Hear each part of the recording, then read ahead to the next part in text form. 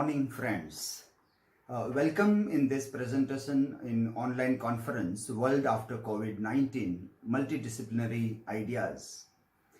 At the very outset, I would like to recall what is written in the concept note of this conference. COVID-19 is the biggest lesson in the human history that calls for collective brainstorming and sustainable solutions. Therefore, the nature of knowledge must evolve from narrow specializations to multidisciplinary, because not too long we would have avoided mutual dependence and multiple causations.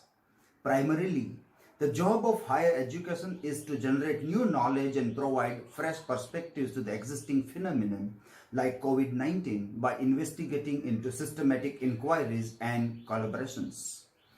Past 2 decades have presented unprecedented change in the quality of life due to the advance of technology. No matter who the person is, his or her life is being daily shaped by artificial intelligence and biotechnology. However, arts and humanities cannot be overlooked for their contribution in the domain of man-making.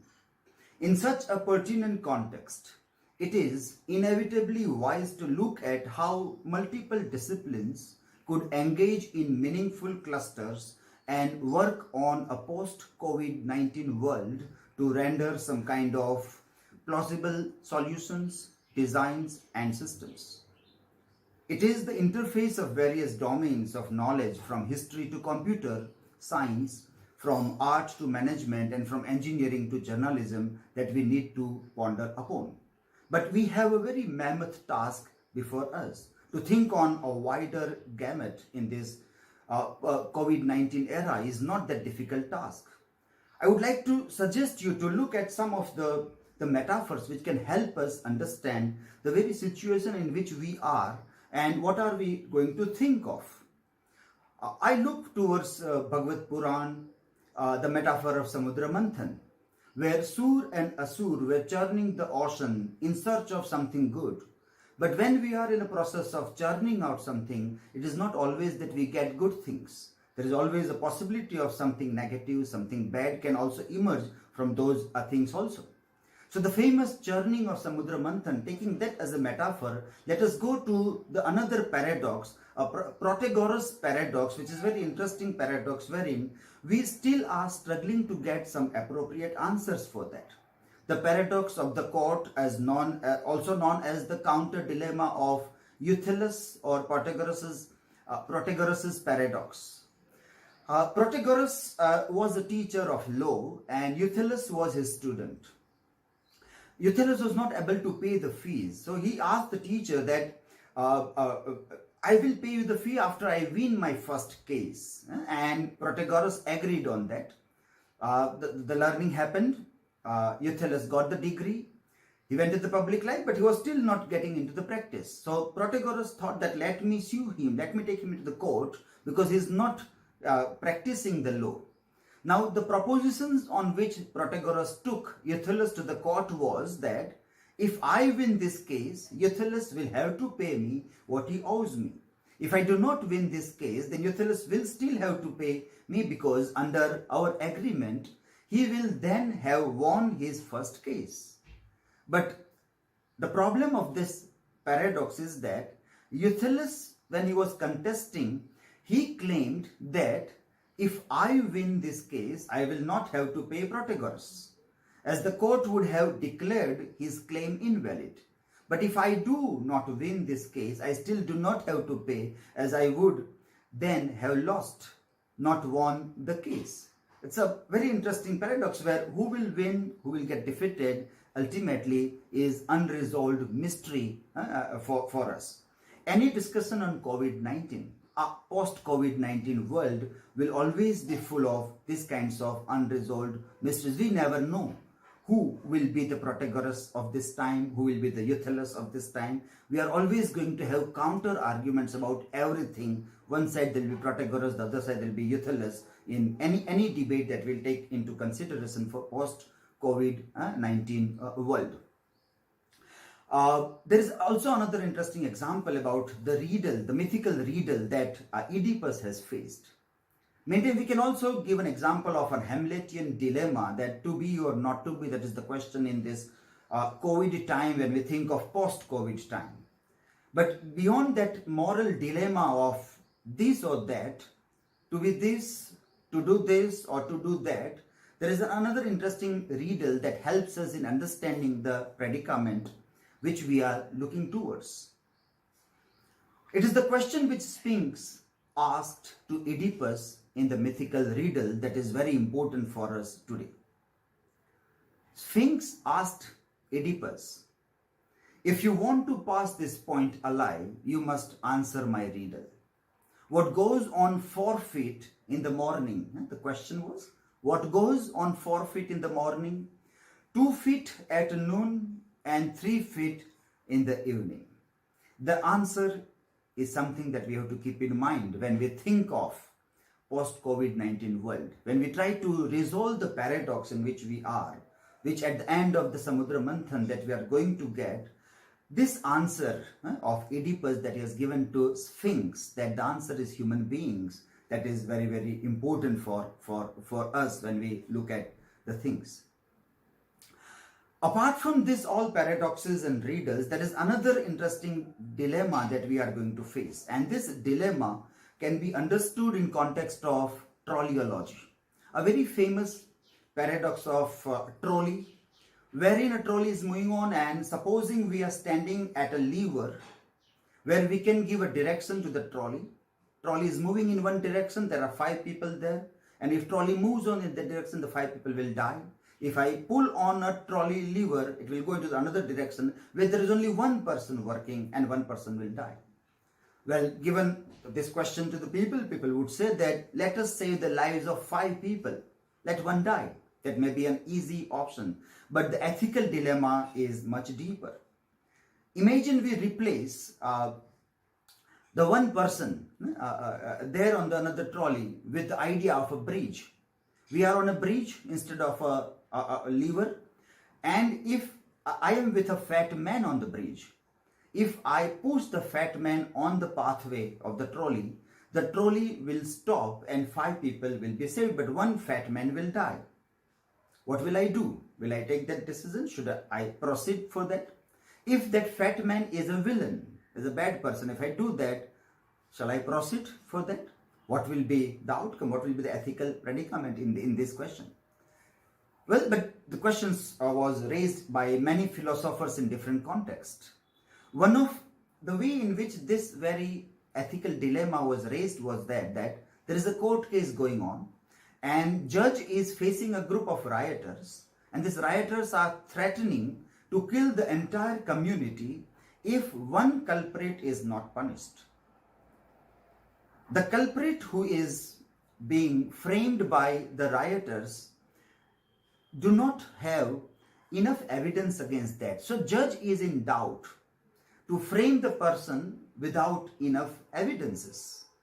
The judge has a very interesting position, the ethical dilemma, that should I allow that one person who is still not proven guilty to die so that the entire community at risk can be saved or not. So this dilemma,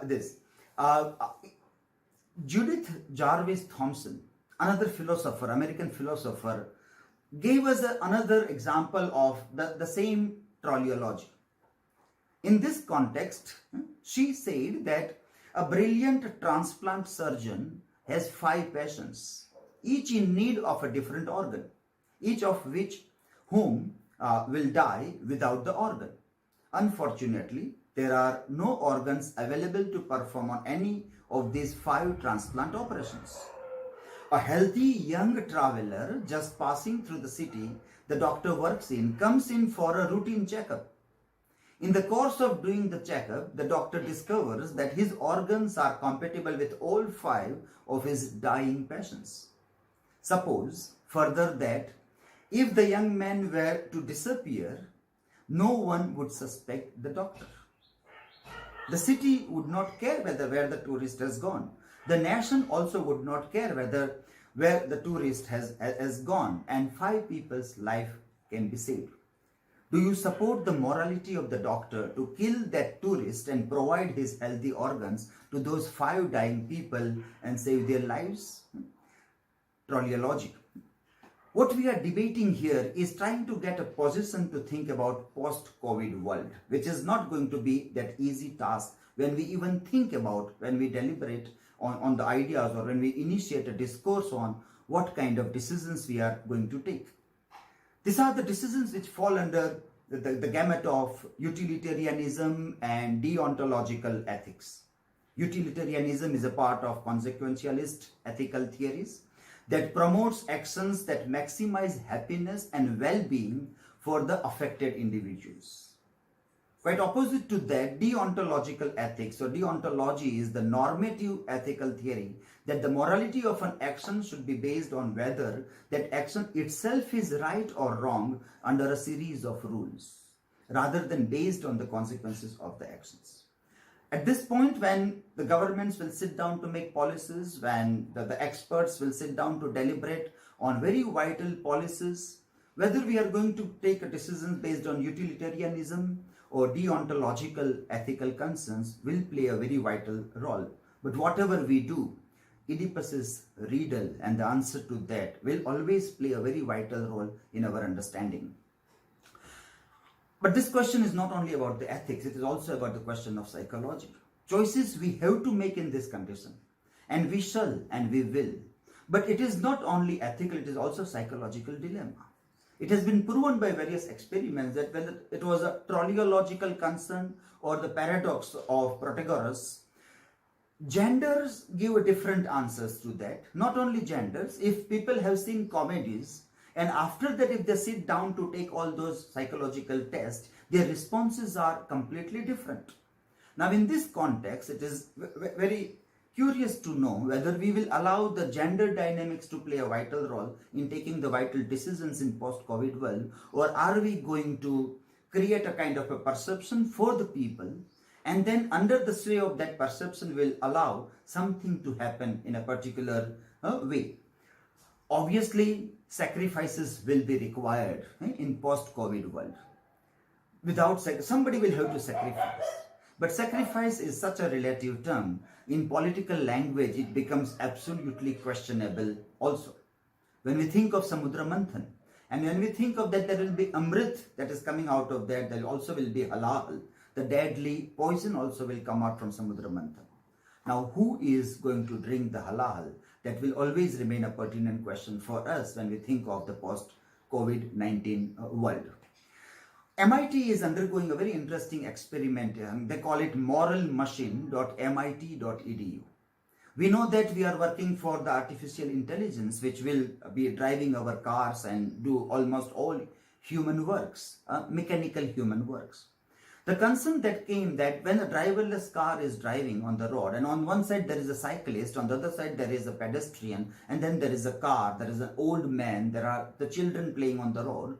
If the car has to meet with an accident, what choices will the artificial intelligence in the car will make? Will it go towards the pedestrian, towards the cyclist, towards children, the old man, or another vehicle? That experiment is going on, which obviously. Now, this is what we were thinking for artificial intelligence, that how that artificial intelligence will think. Now, we almost are those robots in this COVID time where we have to make such pertinent decisions that what will be the world after post-COVID-19. Whatever choices we are going to make today is going to play a vital role in the coming days. We already are seeing that who is paying, who is giving sacrifices for the happiness of other people. There are people who are having roti, kapda, makan, the basic necessities, the shelter, the food, the cloth. They are in the lockdown. They also are sacrificing their livelihood, their economy, their work, and lot many things.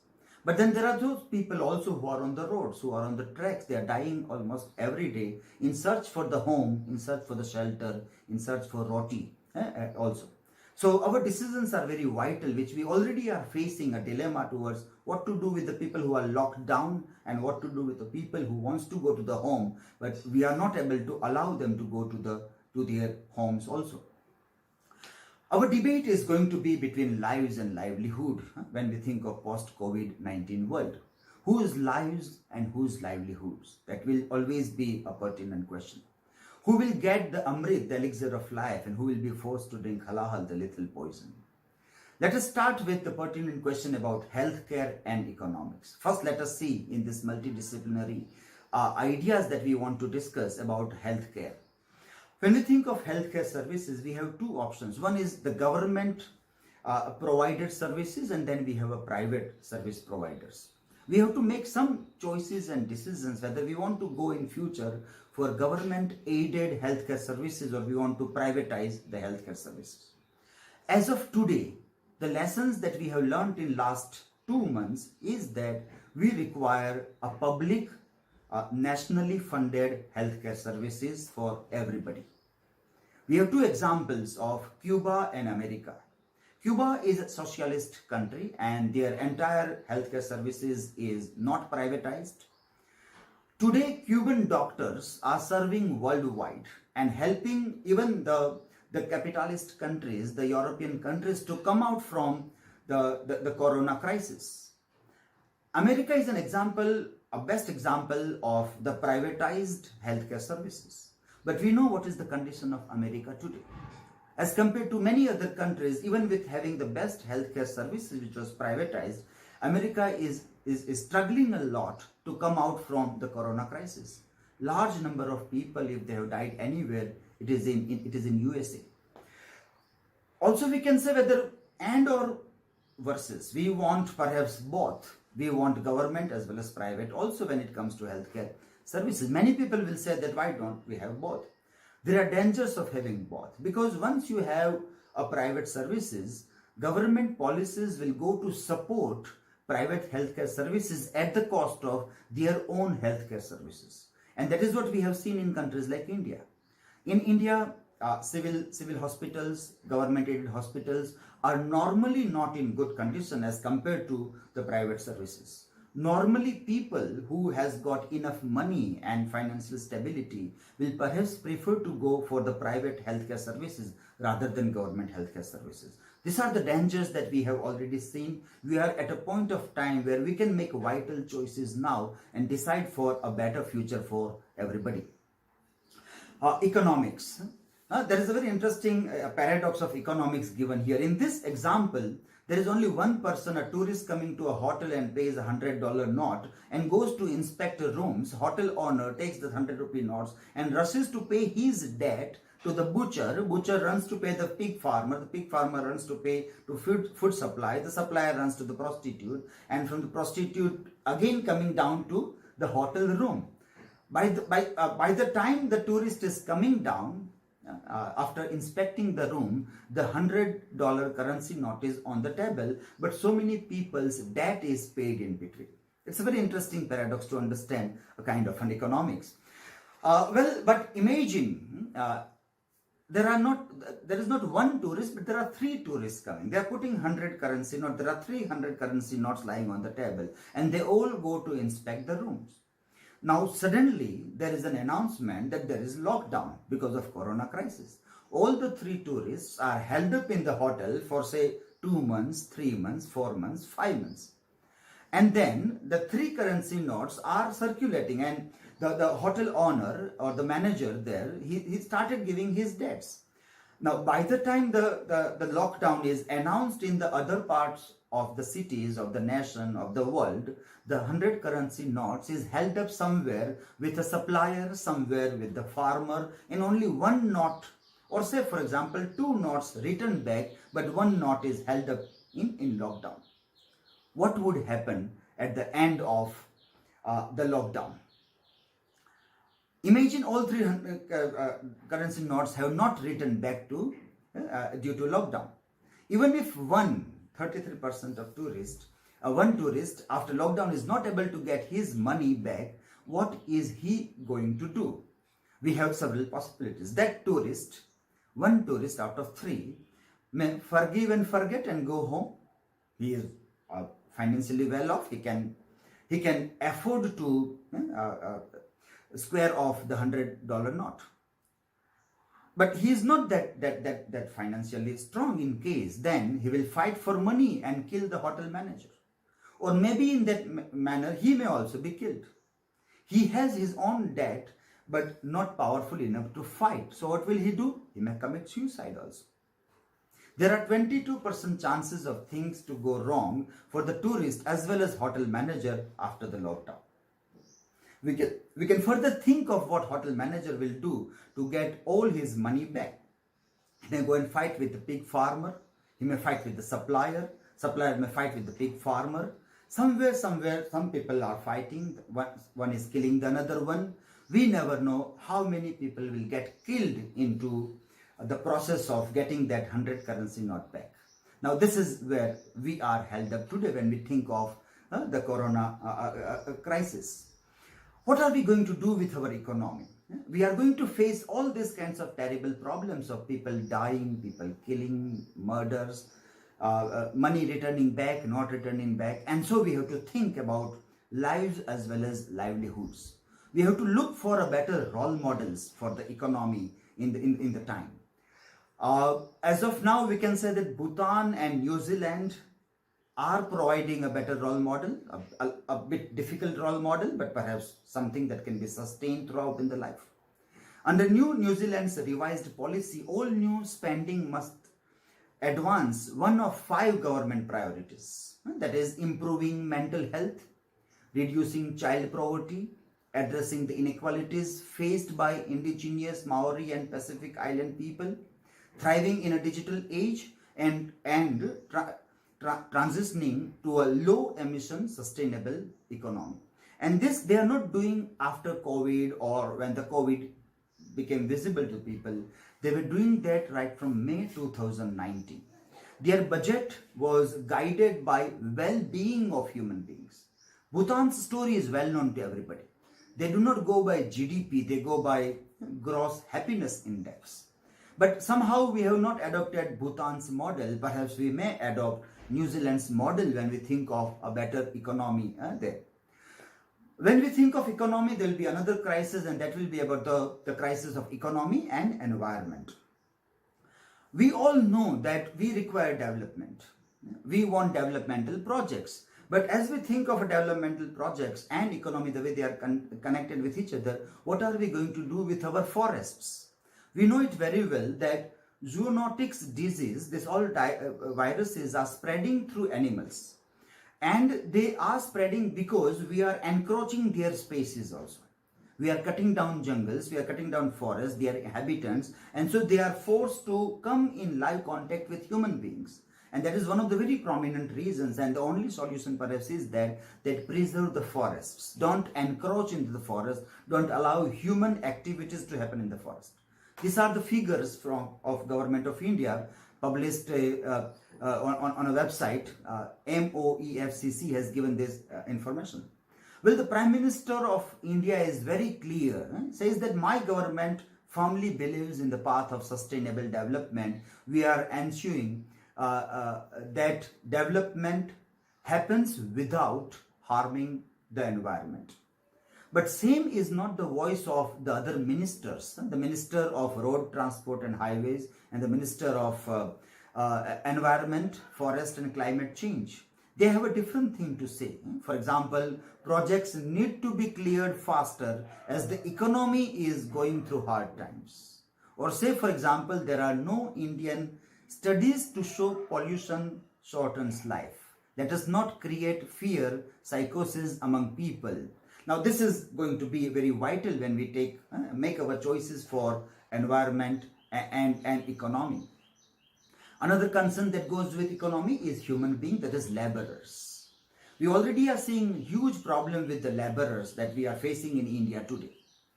At the same time, right from last couple of days, we have seen that many state governments have started changing their labor laws to invite and encourage the businessmen. To invite the people from foreign countries to function in India, they have started making vital changes with the labor laws. Now, this is perhaps the point where we don't know whether these are the right choices or wrong choices. Ethically, is this utilitarian, or what are we going to do for this? What price are we going to pay? Who are those human beings who are going to pay the price for the labor laws which are changing? The state governments are taking steps to revive the economy at the cost of human capital. The labor laws are either suspended for limited time or relaxed. There is no guarantee that in this post-COVID-19 attempts to revive economy, there is any chances of better laws for laborers today or in future also. This very idea of talking about economy, lives and livelihood takes us to a larger discourse between socialism and capitalism. Coronavirus does not discriminate on any grounds, not even on the grounds of whether the economic policy of the nation is socialist or capitalist. However, what corona pandemic has revealed is the hollowness of capitalism. Private healthcare services, the examples we have seen earlier, in comparison to Cuba versus America. Worldwide, it is the socialist measures, the welfare state concept, the federal government's funds which are coming to save the day for the humans, which is a fact today. Forget about countries like India, wherein even cash transfers to the bank accounts of the poor are initiated. Even in the highly capitalist countries like USA, the socialist measures are taken to sustain people's livelihood during lockdown. I have seen that from 600 to 1200 US dollars are given to everybody during lockdown in America. We have seen the example of India's purchase of PPE here.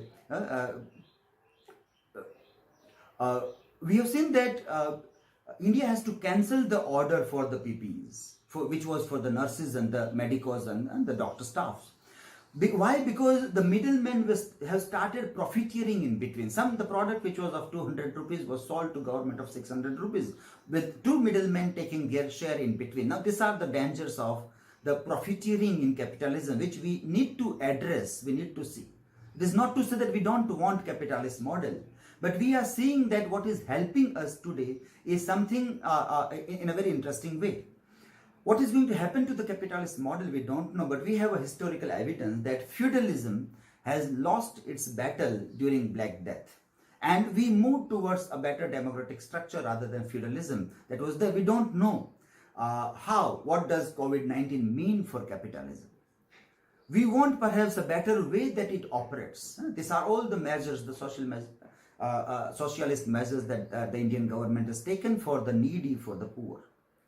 Perhaps we also will have to look that these all measures are given not only to the poor who are living below poverty line, but also to the middle class people, even to the people who are in whatever capacity in need of that. We are seeing many corporate houses going bankrupt. Perhaps they also will be in need of these all measures, and somewhere we have to find altogether a different economical role model for this.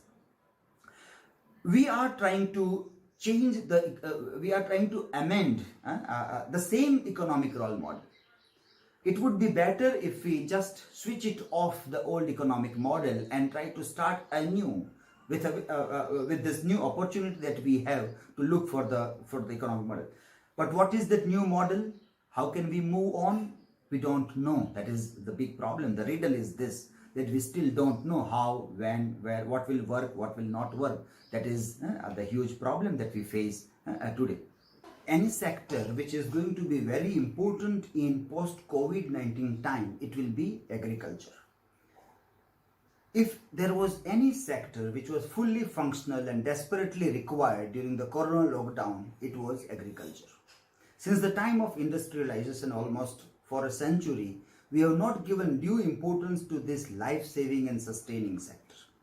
We have never taken farmers' woes and worries on our footings. Our farmers depend a lot on rainy season. We do not have quality, good rainy seasons throughout the length and breadth of our country.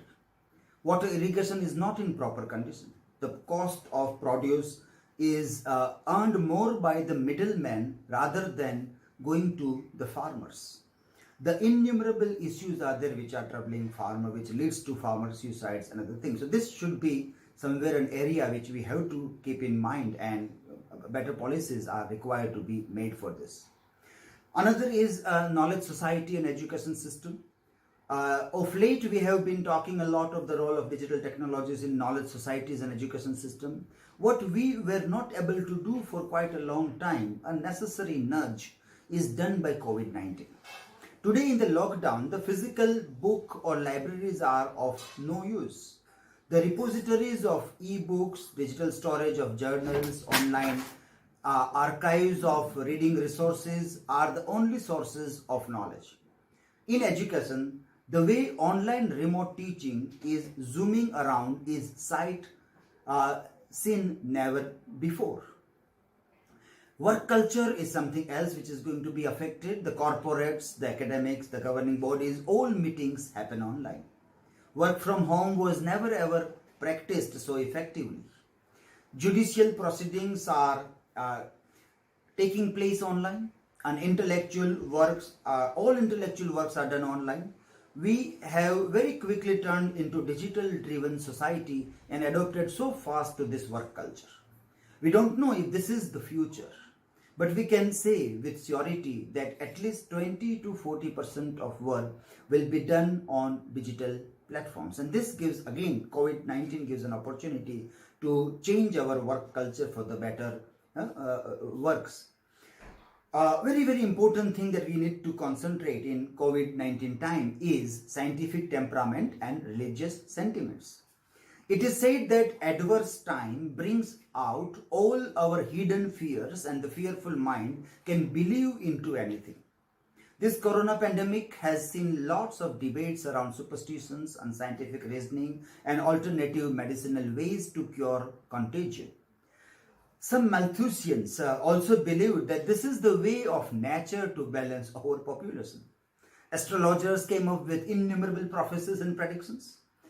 Even great many medical practitioners and scientists, this is very surprising, great many medical practitioners and scientists also got involved with these brigades. Conspiracy theories like bioweapon to viral attack on economy of the world by China, etc. were also widespread. We have seen that religious institutions were almost shut down during this time. We don't know how the religious people is going to take this idea that the labs are open, temples are shut down, and how they are going to address the issue regarding the debate between science and religion. There are very interesting, funny takes on religion and science also. Obviously, as it has happened in past, that the human endeavors are always being attributed to the divine power. The same thing perhaps is going to happen this time also.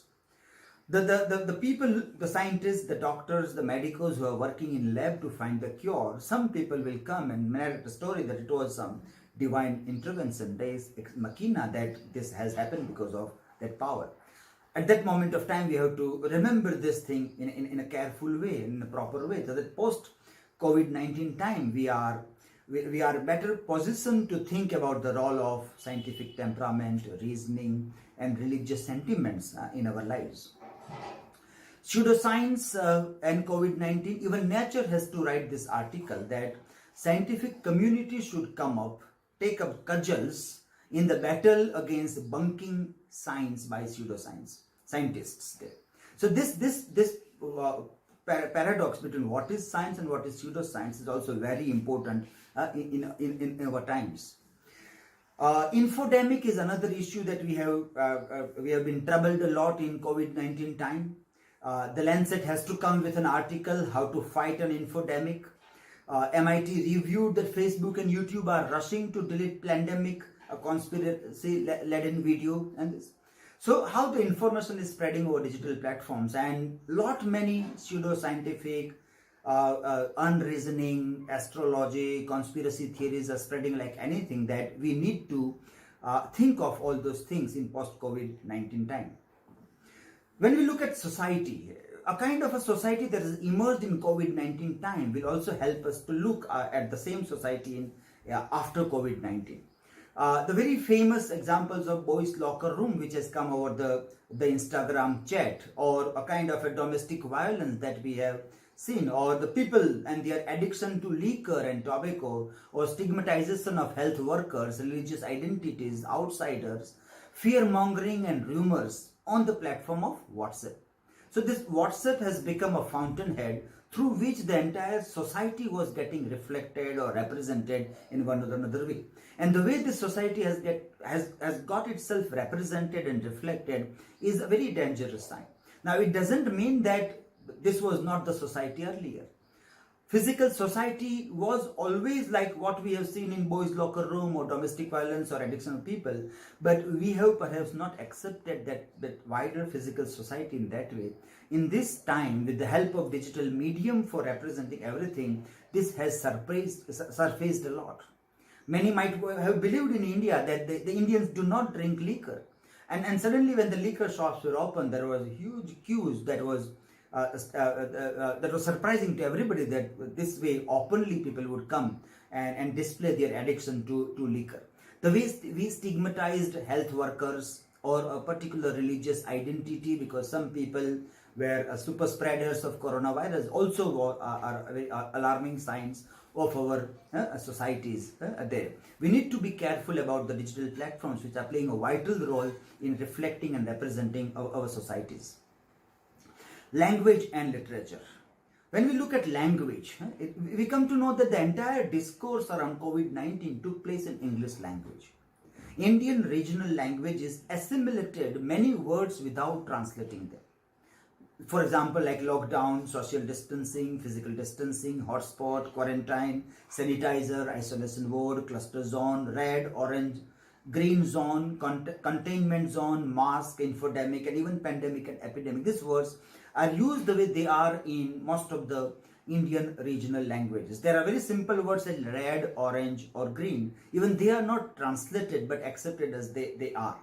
We also need to see how other foreign languages have responded to to this language phenomenon. Have they assimilated it, or have they given a better translated version of this word? That is interesting part of the language.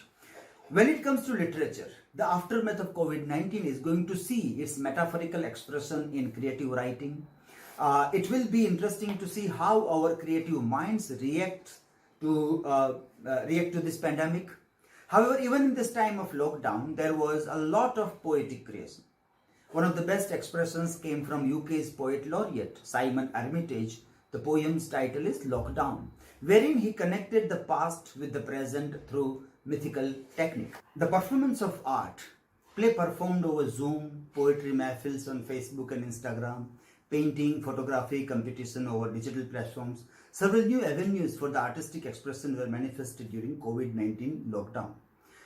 We might see that many of these things which are tried during COVID-19 will stay with us forever, and in a very interesting way, the literary activities will get manifested over digital platforms and in online modes. Yuval Noah Harari has said something very interesting to understand all this phenomenon that we were discussing, from agriculture to art and literature to the economy, from lives and livelihood and everything. In reference to the world after coronavirus, he said that many short-term emergency measures will become a fixture of life. That is the nature of emergencies. They fast forward historical processes. Decisions that is normal in normal times could have years of deliberations are passed in a matter of hours. Immature and even dangerous technologies are pressed into service. Because the risk of doing nothing are bigger, entire countries serve as guinea pigs in large-scale social experiments. In this time of crisis, we face two particularly important choices, and these are very, very important things when we think of post-COVID-19 and all the disciplines that are in and around our social, religious, scientific institutions. The first is between totalitarian surveillance and citizen empowerment. The second is between nationalistic isolation and global solidarity. We don't know how the way government agencies or the mobile apps and the technology that we are going to use, are they going to empower us? Are they going to give us health security, health safety? Are they for our safety and security, or are they for the surveillance and spying of some power agencies? From Aadhaar to Arogya Setu, India is facing a problem. How surveillance technology is devaluing India's democratic rights are the questions that which are posed. We don't say here that Arogya Setu app is used for spying. Officially, government people have said that Arogya Setu app is not going to spy over people's movements. The data which will be generated by Arogya Setu app also will be used by only medicinal purposes and will not be given to any kind of security services. That assurance, at least orally, is given to the people. We also require a kind of a very interesting policy around how the digital technologies are used by government offices. What are our takeaways? Before we end our discussion, let us think of some of the interesting takeaways that we can take from the COVID-19 controversies, debates, deliberations, and what may be some of the surest way that we will be moving in post COVID-19 time. First is nationalized free healthcare services of equally high quality for one and all is the must, and it is the most necessary thing. There should be no discrimination in health services provided to the rich and the poor, the powerful and the powerless, the urban and the rural.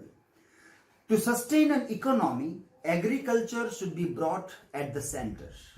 Instead of service or manufacturing sectors, we need to take a great part into how agriculture becomes very important here. We know that without quality food, we are not able to build stronger immunity. The way state center governments are thinking of inviting companies from China to India, similar or greater concern shall be displayed for agriculture sector.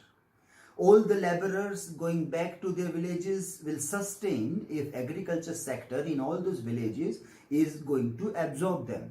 The prime focus of government policies shall be irrigation and innovative technologies in farming.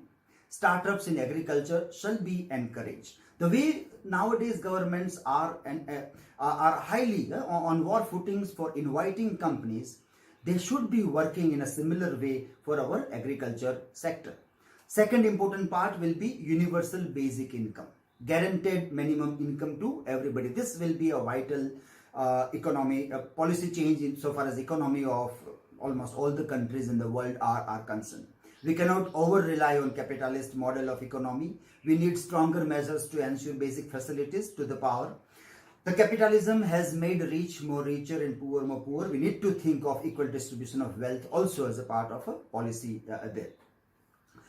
Some other takeaways are like technology-driven work culture can save time, travel costs, reduce carbon emission, in many ways helpful in maintaining necessary social distancing so that the spread of such contagious viral disease can be curtailed.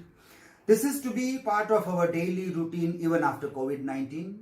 We need to develop scientific temperament, very important takeaway that we take from this discussion, wherein people do not believe into anything without strong evidence and question everything, especially religious groups, people belonging to religious groups.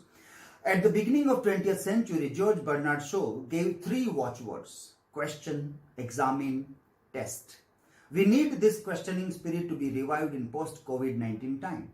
That's the only sure way to save people from infodemic. From digital surveillance to datagiri, another takeaway for this point, people have to be alert to safeguard their privacy and data along with their healthcare measures. Public health is important. However, the health data collected in the app shall be used only for and by medical practitioners and never shared with any surveillance or state security agencies. It is now cliche to say that data is the new oil. Nevertheless, government shall ascertain the virtual security of the people by making stringent cyber laws for people, not for the advantage to governments to snoop around citizens. Democratically elected government is very crucial in the times of pandemics, and we require stronger democratically elected governments. Life as such is not going to change after COVID-19. We will come back to normalcy within short time. However, if this is taken as an opportunity, we can surely make this world a better place to live. We can have stronger democracy. We can have environment-friendly lifestyle supported by government policies. We can have technology to make our lives easy rather than used only to spy over citizens or turn them into data commodities.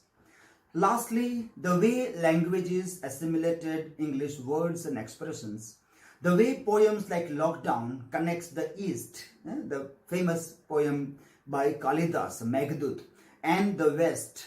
The way artists from several continents come together over digital platforms to perform plays is a clear message that we need to stand together so that the world is not broken up into fragments by narrow domestic walls.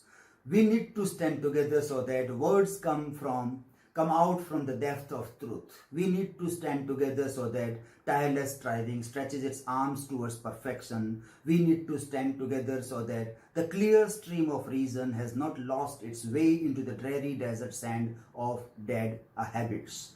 Wish you a better, more fulfilling and satisfied life after COVID-19. Thank you, all of you.